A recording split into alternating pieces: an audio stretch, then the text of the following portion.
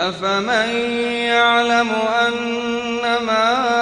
أنزل إليك من ربك الحق كمن هو أعمى إنما يتذكر أولو الألباب الذين يوفون بعهد الله ولا ينقضون الميثاق والذين يصلون ما أمر الله به أن يوصل ويخشون ربهم ويخافون سوء الحساب والذين صبروا ابتغاء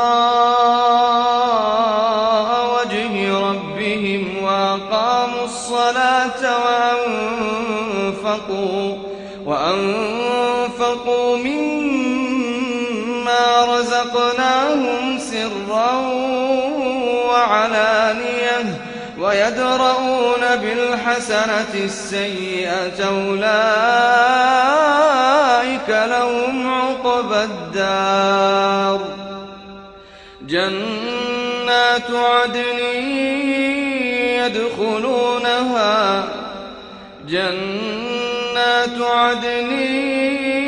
يدخلونها ومن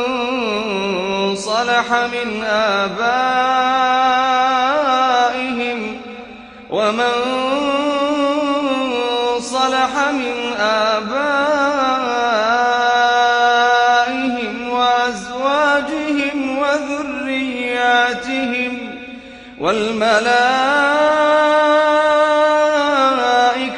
يدخلون عليهم من كل باب سلام عليكم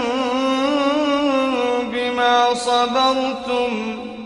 فنعم عقبى الدار والذين ينقضون عهد الله من بعد ميثاقه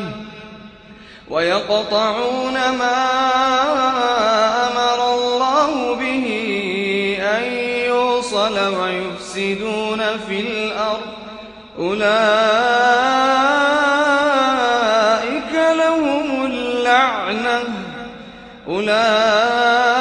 لهم اللعنة ولهم سوء الدار الله يبسط الرزق لمن يشاء ويقدر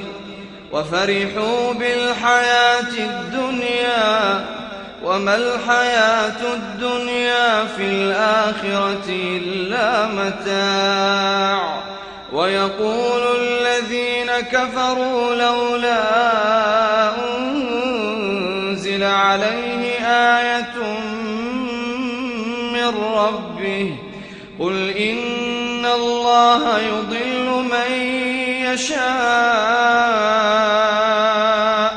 ويهدي من أناب الذين آمنوا وتطمئن قلوبهم بذكر الله ألا بذكر الله تطمئن القلوب الذين آمنوا وتطمئن قلوبهم بذكر الله ألا بذكر الله تطمئن القلوب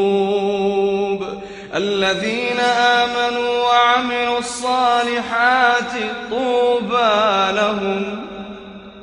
الذين آمنوا وعملوا الصالحات طوبى لهم وحسن مآب كذلك أرسلناك في أمة قد خلت من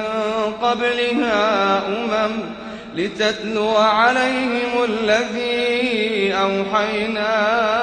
إليك وهم يكفرون بالرحمن قل هو ربي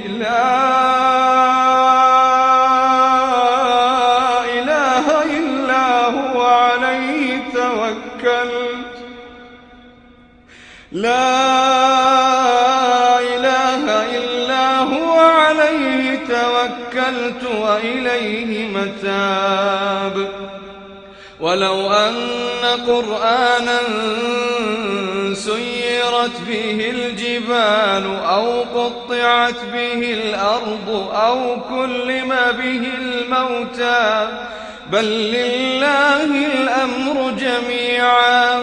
أفلم ييأس الذين آمنوا أن لو يشاء الله لهدى الناس جميعا